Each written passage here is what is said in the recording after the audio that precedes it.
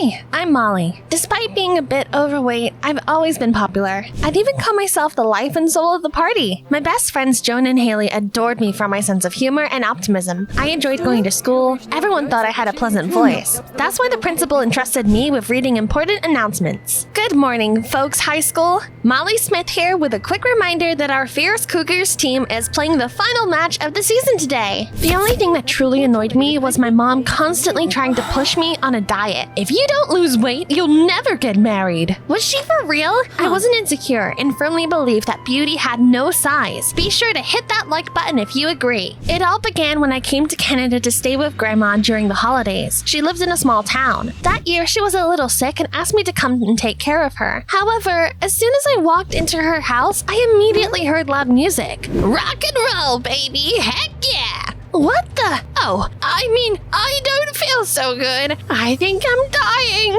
You're going to outlive all of us. What's going on? Dang it, nothing gets past you. Okay, the truth is, I found out your mom wanted to send you to a weight loss camp for the holidays. Oh, that's so like her. So you pretended to be sick so that I could spend the holidays with you instead of at that camp? Well, I couldn't let my beloved granddaughter suffer like that. You are the coolest rock and roll grandma ever. Since I'm here, let's have fun. Do you want to work as an administrator in my hair salon? What a great idea. The next morning, I went to a coffee shop and saw a kid trying to steal the tip jar from under the barista's nose. Ahem, hasn't anyone told you stealing is wrong? I made the boy give the money back and apologized to the barista. Thanks. Boys are always stealing my tips. But now there's a new sheriff in town. Seems I can relax. Yeah, I'm allergic to injustice. Name's Molly. I'm Matteo. Have you moved here recently? I haven't seen you around before. Not really. I'm staying with Grandma for the holidays. You could use some company then. Come to the karaoke bar around the corner tonight. I often hang out there with my friends. Oh, this is gonna be awesome. I got a caramel latte and went back to the hair salon. Grandma was giving haircuts while I was flipping through magazines at the reception desk to kill time. Then a shy girl walked into the salon. She was moving slowly, like she was afraid of her own shadow. Excuse me, I'd like to get a haircut, but I don't have much money. Sorry, honey, but that's not enough. Oh, I see. The girl trudged back outside. I felt sorry for her and tried to convince Grandma to give her a discount. Please, what could feel better than doing something good? Let me think. Making a profit. All right, fine. Just don't look at me with those puppy dog eyes. Awesome! I ran out of the salon to catch up to that girl and saw her sitting on the sidewalk and bawling her eyes out. Wow, what's got you so upset? Her name turned out to be Avery. She said she was going through a rough patch. I don't have any friends, and my parents fight all the time. I'm so lonely. I thought that changing my look would help. Cheer up. Come on, Grandma will work her magic on you. I've taken care of everything. Really? Are you my fairy godmother? No, I'm Molly. Let's go before Grandma changes her mind. Avery knew exactly what hairstyle she wanted. An hour later, she left the salon looking like a different person. My grandma was the real fairy godmother. She knew everything about transformations. That evening, Grandma dozed off in an armchair. I carefully covered her with a blanket and went to the karaoke bar Matteo had mentioned. To my surprise, I saw Avery there. I hardly recognized her. She was surrounded by friends and looked cool and confident. I'm glad the new look helped you. What? Do we know each other? When the girl turned around, I realized I had made a mistake. It wasn't Avery, but a girl with the exact same hairstyle. Oh, sorry, I thought you were someone else. Molly, I'm glad you came. This is my girlfriend, Nora. Oh, you're Molly. Matteo told me about you. I like your hair color. Thanks. I call it cosmic purple. My mom always says, your head looks like a disaster zone. My boyfriend was right. You're funny. They introduced me to their friends and we started having fun. We sang karaoke and joked around. Before I knew it, I became the center of attention. The atmosphere was amazing. Then I suddenly saw the real Avery outside the window. She was standing in the rain and watching us. As soon as she realized I saw her, she tried to run away, but I hurried outside and caught up with her. Why are you standing all alone like a lost sock? Come on, join us. No, Molly, that's a bad idea. I dragged Avery inside anyway. Silence immediately fell over the bar. Matteo and his friends looked gloomy. Now they weren't smiling but sneering. They all glared at that terrified Avery with eyes full of hate. No, do you see that? This psycho is copying me. Avery, we've had it with you. Why don't you just get out of town? They surrounded her like a ferocious pack of wolves crowding around a defenseless fawn. Poor Avery couldn't stand much pressure and ran out into the street in tears. I glared at Matteo and the others. What the heck was that? You can't just gang up on one person. Avery deserved it. No one deserves being treated like that. You're just a bunch of jerks. I can't stand bullies. Molly, wait! Leave her, baby. She won't get it. When I caught up to Avery, the poor thing was sobbing at a bus stop. I thought if I looked like the most popular girl in town, they would like me, but they hate me anyway.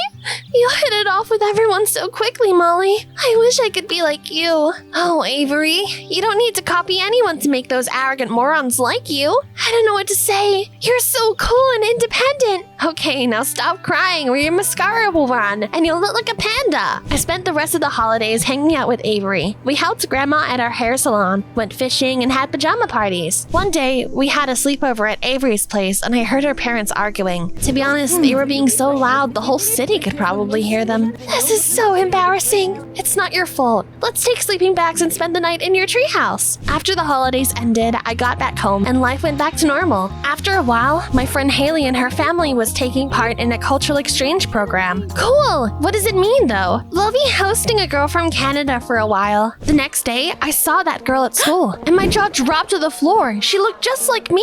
Her weight, hairstyle, clothes. When I came up to her to say hello, I was left speechless. The new girl from Canada turned out to be Avery. I can't believe this. It's like I'm looking in a mirror. Why do you look like this? Because I hate my life, but you seem like you're doing great. I wanted to be like you. I even gained some weight and enrolled in a cultural exchange program to transfer to your school. I got a bad feeling when I heard that. It was all too abnormal. But then I remembered the way Matteo's friends treated Avery and how her parents argued, and I felt so sorry for her. So I decided to take her under my wing. From that moment on, she started following me around everywhere. Good morning, folks high school. The first news today is our housekeeping teacher took a sick leave, so Mr. Brooks is going to fill in for her today. Do you think our PE teacher can bake cookies? Wow, that was awesome! I could never do that! It's easier than it seems. Do you want to try it? Can I? Sure you can. Just press and hold this button and the whole school will hear you. Here's the text. Go ahead. Avery was so nervous that she started to stutter and talk complete nonsense. I had to step in to save the day. It said here that the fierce cougars attacked the neighboring school yesterday. What Avery meant to say was that our cool school team, the fierce cougars, won a match against the neighboring school yesterday. Till next time. I'm such an idiot! Stop it! Just practice some more and you'll do great. For some reason, Haley and Joan were avoiding Avery. I didn't want her to feel like an outcast again, so I invited her over after classes. Molly, did you find such a friend to look slimmer next to her? No offense, girls, but you both should lose some weight. Mom pushed a plate of broccoli towards us and left. I winked at Avery. Don't worry, I have everything under control. I showed Avery my hiding place, a double-bottom drawer where I hid burgers, chips, and other goodies. Mom doesn't want to accept me the way I am. She's always trying to put me on a strict diet, so I have to resort to tricks if I want to eat something other than vegetables. Wow, you always know exactly what to do. It's not that hard. You just lack confidence. One day, I walked into the school bathroom and heard someone crying in one of the stalls. Avery, is that you? Yeah. You could fill a pool with all those tears. What is it this time? Haley's spreading nasty rumors about me. Why does everyone hate me? I'll deal with it. Again. Girls, what's going on? Why are you bullying Avery? Molly, do you really not get it? Avery's a wacko. She's obsessed with you. Haley told me she'd heard Avery reading school announcements at night and pretending to be me. Hi, Forks High School. Molly Smith here. Not bad. All the practice is paying off. Look, these photos were hanging over her bed. A shiver ran down my spine when I realized Avery had been spying on and sneakily taking photos of me. She seemed more and more like a crazy fan by the day. We need to talk. I dragged her to the radio room so we could talk in private. Why were you following me? Well, you're my idol. I want to know everything about you and live just like you. Avery, you crossed the line. You even took photos of me while I was sleeping. That's going too far. I was just admiring you. I'm not some ideal to be worshipped. I have flaws and phobias just like everyone else. For example, I'm afraid of Pennywise the dancing clown. Haley wears a wig because she has alopecia, and Joan is ashamed of her family because they live in a trailer. See? We're all ordinary people. Just accept yourself and stop copying everyone. I finished my fiery speech and Avery's face broke into a sly smile. With horror, I just realized she had been pressing down the speaker button. It turned out I just told the whole school not only mine but also Joan and Haley's secrets. Now that was an announcement to remember. Why did you do that? I thought we were friends, but you're just like everyone else. You hurt me and you will pay for it, just like everyone else has. She laughed like a mad woman and left. I took a moment to calm down and came out into the hallway. Joan and Haley immediately cornered me. They looked like they wanted to slap the living daylights out of me. My friends were furious at me for telling everyone their secrets and refused to listen to any explanations. Things went from bad to worse. One day soon after that, I was walking down the hallway when Pennywise suddenly jumped out at me from around the corner. I screamed so loudly my eardrums almost burst. Only then did I realize that it was just the biggest school bully in a mask. Nice. You really are terrified of clowns. Great. That jerk is never letting me live that down. My gut was telling me something was wrong as I walked home. When I arrived, Avery was there talking to my mom in the kitchen. Molly has been lying to you. She's not on a diet. She has a junk food stash and eats it when you're not looking. That witch showed my hiding place to Mom. Molly Smith, you've disappointed me. While Mom was throwing away my food, Avery suddenly took off a costume she was apparently wearing and revealed her perfect figure. My body was fake. You didn't think I would ruin my figure just to look like you, did you? You should be the one copying me. Molly, listen to your friend. Look at how beautiful and slim she is. Mom, I am who I am. I'm not going to starve myself to meet your expectations. While we were fighting, Avery sneaked out. The next morning, I discovered that someone had punctured my bike's tires. I had to run to get to school in time for the morning announcements. However, when I arrived, I found out someone had already read them for me. Avery, of course it's her. The principal was passing me by and I demanded an explanation.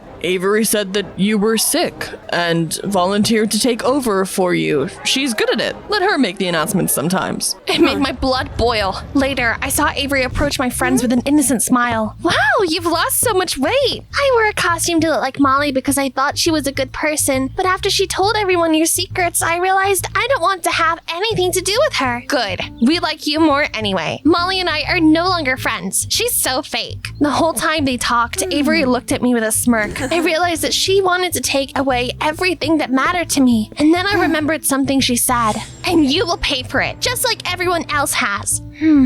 Who were her other victims? I hid in the bathroom and called Grandma. Could you find Matteo and ask him to call me? Has my granddaughter fallen in love?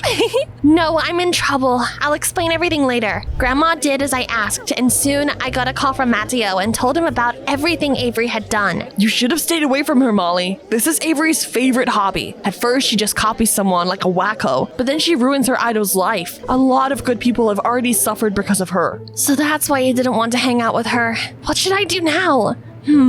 Try to give Avery a taste of her own medicine. Oh, Matteo, you're a genius! I knew how to fix everything. After Avery finished reading the announcements, I came into the radio room. Are you here to beg me on your knees to leave you alone? That's not my style, darling. I know everything about you now. Your own life is a mess, so you steal other people's identities. Give me my life back. It's not my fault everyone is so dumb. Your friends are complete morons. The principal believed you were sick and let me take your place without any questions. And your mom is obsessed with dumb beauty standards. All of them were so easy to manipulate. So were you. What? I triumphantly showed her that the speaker had been working during her little speech. Congrats! Now everyone at school knows how mean you really are. Oh, you witch! Avery went berserk and pounced on me. Luckily, the principal burst into the radio room and pulled that psycho away from me. Avery, what do you think you're doing? Let me go! I need to get back at Molly! Such behavior is unacceptable. Avery was immediately expelled from school for attacking me. She was kicked out of that exchange program and sent back to Canada. I often talked to Matteo and Nora after that. They told me that Avery had a nervous breakdown and started seeing a therapist. You know, I think it was all her parents' fault. They were constantly fighting and did not notice that their daughter had serious issues. I hope therapy will help Avery.